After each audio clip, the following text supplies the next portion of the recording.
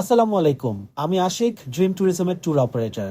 আজকের ভিডিওতে আমরা রোমের বিখ্যাত অ্যাপিয়ান ওয়ে নিয়ে আলোচনা করব।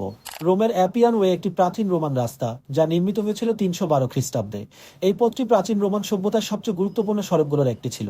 অ্যাপিয়ান ওয়ে রোম শহরকে দক্ষিণ ইতালির গুরুত্বপূর্ণ বন্দর ব্রেন্ডিসি পর্যন্ত যুক্ত করেছিল।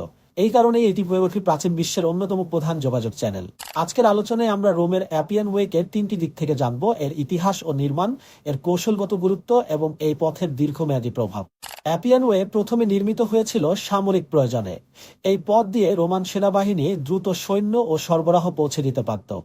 অ্যাপিয়ান ওয়ের নিখুঁত পরিকল্পনা ও শক্ত নির্মাণের জন্য পরবর্তীতে আধুনিক সড়ক নকশার একটি আদর্শ মডেলে পরিণত হয়।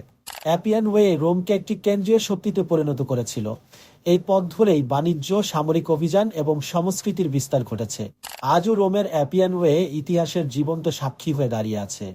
রোম ভ্রমণে এলে এই পথ অবশ্যই আপনার তালিকায় রাখবেন। ভিডিওটি ভালো লাগলে শেয়ার করতে পারেন ও কমেন্টে আপনার মতামত জানান। পরবর্তীতে দেখা হবে নতুন কোনো ইতিহাস ভিত্তিক ভিডিওতে। আল্লাহ হাফেজ।